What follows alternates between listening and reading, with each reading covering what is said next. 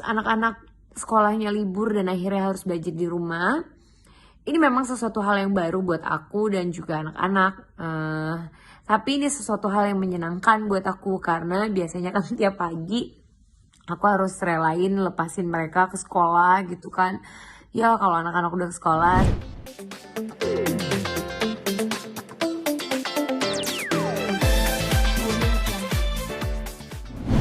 Hai, puji Tuhan aku kabarnya baik-baik aja dan keluarga. Dan aku berharap kita semua dalam keadaan baik dan sehat ya. Semoga kita semua selalu dijaga dan dilindungi oleh Tuhan.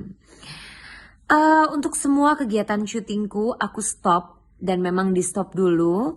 Baik yang live maupun tapping, yang stripping maupun program-program yang baru harus dipending dan di stop dulu. Sampai situasi kondusif. Kecewa, sedih, iya karena yang biasanya aku kerja, produktif, akhirnya aku harus diem aja di rumah. Dan ini juga berpengaruh terhadap income, dan aku juga harus menahan diri di rumah yang biasanya bisa nge-mall, nongkrong, nyalon. Akhirnya semua harus ditahan dulu demi kepentingan kita semuanya. Bosen atau enggak? Enggak sih, karena memang juga aku tipe orang yang rumahan banget gitu. Jadi emang dari dulu syuting, selesai syuting pulang ke rumah gitu. Jadi banyak hal kok yang bisa kita lakukan di rumah aja. Yang pertama yang pasti yang aku rasain adalah aku bisa lebih punya banyak waktu sama anak-anak, sama keluarga gitu. Jadi yang biasanya quality time-nya cuman weekend, ini weekdays, pokoknya 1 minggu penuh bisa quality time sama anak-anak, bisa main, bisa ngapain aja sama mereka, sama keluarga. Terus yang kedua bisa olahraga. Terus yang ketiga istirahatnya bisa banyak banget. Biasanya kalau syuting pagi bangun kegiatan ini, lanjut kegiatan ini, lanjut kegiatan ini. Tidurnya cuman bisa pada saat dalam perjalanan dari lokasi 1 menuju lokasi 2 atau kalau udah selesai syuting baru bisa tidur gitu. Tapi sekarang tidurnya istirahatnya sudah sangat cukup gitu. Dan bisa olahraga, bisa melakukan perawatan juga di rumah. Terus bisa ibadah yang lebih banyak lagi di rumah. Terus banyak deh.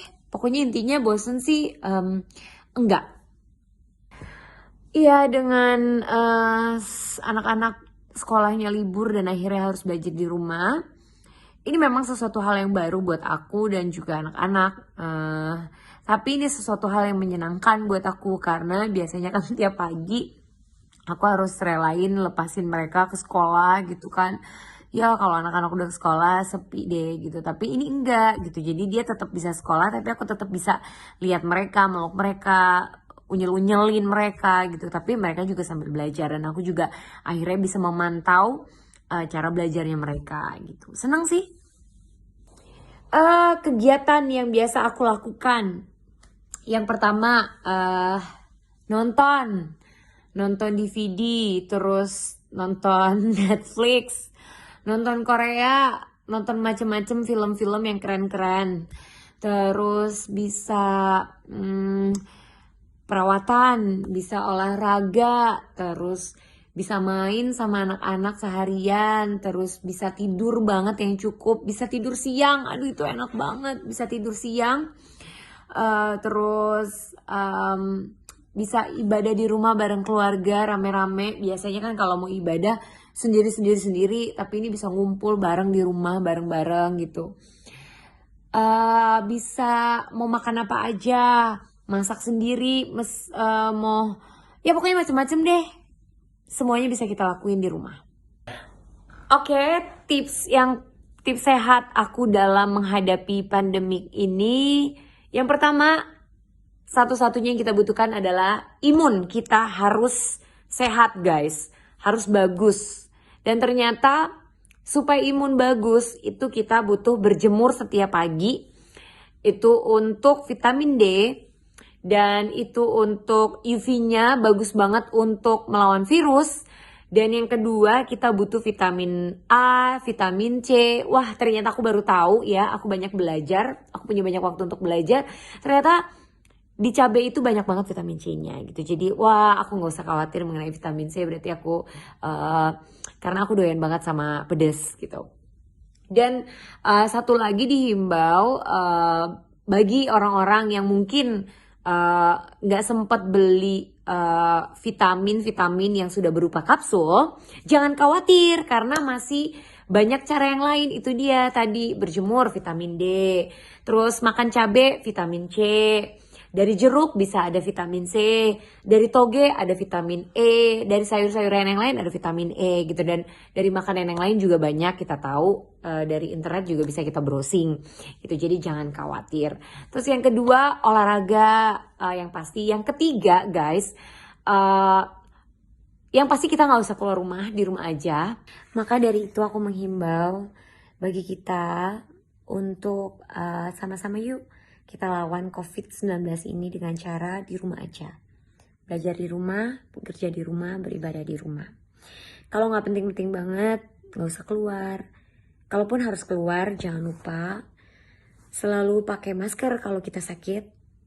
Menjaga jarak dengan yang lain minimal 1 meter. Setelah pulang ke rumah, jangan bersentuhan dulu sama keluarga, bersih-bersih dulu. Dan yang pasti kita harus sama-sama yuk menurunkan ego kita masing-masing. Takut boleh, tapi jangan sampai ketakutan kita merugikan orang lain. Dengan cara kita menimbun makanan, akhirnya yang lain juga gak kebagian, yang lebih membutuhkan. Dengan cara kita menimbun masker, menimbun APD, hand sanitizer, padahal yang lain jauh lebih membutuhkan daripada kita. Yang penting kita punya, yang penting kita cukup, yang penting kita sudah safe. Pokoknya intinya, aku berharap kita semuanya selalu diberikan kesehatan, kekuatan, dan perlindungan oleh Tuhan.